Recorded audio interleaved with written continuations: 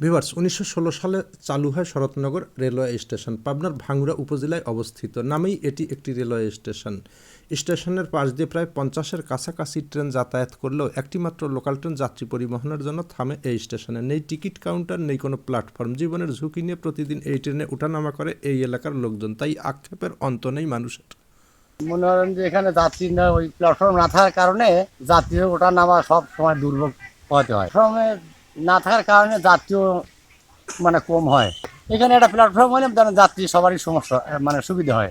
আমাদের ৫-৭টা গ্রামের লোক ওঠে, যেমন ধরুন বিয়েলবাড়ি, বেতন আছে, দিলপাশারে কিছু আছে, আমাদের সব ভাঙ্গুড়া নদীর ওপার আছে, বিভিন্ন এলাকার লোকজন আসে। এখান থেকে উঠেও তারা বিভিন্ন জায়গায় যাতায়াত করে। প্ল্যাটফর্ম না থাকার কারণে মহিলাদের সবাইকে ঝুলে ঝুলে উঠতে হয়। এখানে শত শত মানুষের আসে এবং দেখা যায় যে অনেক লোক সকাল ট্রেন ধরার জন্য আসে, বাইরের থেকে আসে সকাল ট্রেন ধরে, কিন্তু ওঠার সময় মহিলাদের ঝুলে ঝুলে উঠতে হয় এবং বাচ্চারা নিয়ে, মহিলাদের বাচ্চা থাকে, বাচ্চাদের নিয়ে উঠতে কষ্ট হয় এবং ব্যাগ ট্যাগ থাকে, ব্যাগ ট্যাগ নিয়ে অনেক হাইটে উঠতে হয়, উঠতে পারে না।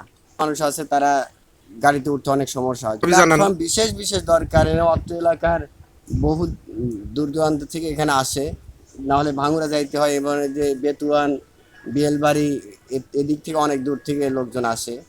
এখানে বড়াল ব্রিজের আগে যদি এই স্টেশনটা পায় এবং এখানে একটা টিকিট কাউন্টার যদি থাকতো তাহলে আমরা সবাই উপকৃত হইতাম। এখানে টিকিট কাউন্টার নাই এবং আমাদের বড়াল ব্রিজ যা টিকিট কাটতে হয়। বড়াল ব্রিজ থেকে টিকিট কাটে আমরা ওখান থেকে না এখানে এসে আমাদের ব্যাগ সামানা থাকে, এখানে এসে উঠতে হয়। আর না হলে পরে এখান থেকে আমাদের বড়াল ব্রিজ আবার গাড়ি ভাড়া দিয়ে যাইতে হয়। শুনবো রেলওয়ে কর্তৃপক্ষের দায়িত্বশীল একজন শরৎনগর ব্যক্তির স্টেশন কথা। একটা প্রাচীন স্টেশন। এটা মূলত একটা লোকাল ট্রেন দাঁড়ায় রাজশাহী থেকে ঢাকাগামী, আবার ঢাকা থেকে রাজশাহীগামী। মূলত আমরা এখানে 40টা ট্রেন চলাচল করে, তার মধ্যে সবগুলোই থ্রোপাস। মূলত থ্রোপাস বলতে আমাদের এইখানে মূলত আমরা হচ্ছে ক্রসিংয়ে বেশি করি আর কি। যাত্রী ইনশাল্লাহ ভালো, অনেকই যাত্রী হয়, সকালে বিকেলে সবসময় যাত্রী হয়। ঢাকার দিকে সকালে যায় না? হ্যাঁ জি, সকালে যায় 6:30। আর ফেরার সময় কখন এটা? 7টা 7:30 এরকম। সন্ধ্যা। হ্যাঁ, সন্ধ্যা। যা বললেন স্থানীয় মসজিদের ইমাম। স্টেশনটা মূলত ব্রিটিশ থেকেই নির্মিত। তখন থেকেই যতদূর পর্যন্ত জানা, এখানে যদিও আগে মালবাহী ট্রেনগুলো দাঁড়াইতো, অনেক আগের কথা, আমাদের পূর্বপুরুষ থেকে শোনা মালবাহী ট্রেনগুলো দাঁড়াইতো ওখানে। আর বাদবাকি এখন শুধু ক্রসিং লাইন দুটো আছে, এখানে গাড়ি আসে, একটা গাড়ি শুধুমাত্র দাঁড়ায়, সেটা মেল ট্রেন বা লোকাল ট্রেন হিসেবে পরিচিত। সকালে আসে আর রাত্রে অথবা বিকালে আবার ফেরে ঢাকা থেকে।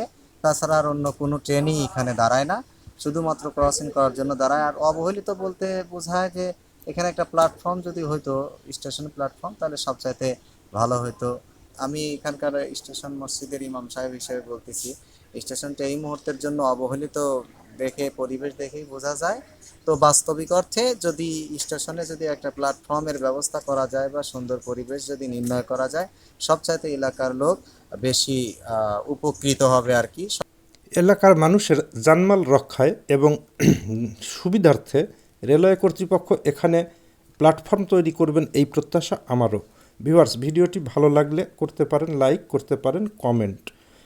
ভোগান্তির কথা কর্তৃপক্ষের নজরে আনতে বেশি বেশি শেয়ার করতে পারেন। আর যারা এখনও ভয়েস অফ রঞ্জু ফেসবুক পেজটি ফলো করেননি, ফলো বাটনে ক্লিক করতে পারেন। ধন্যবাদ সবাইকে।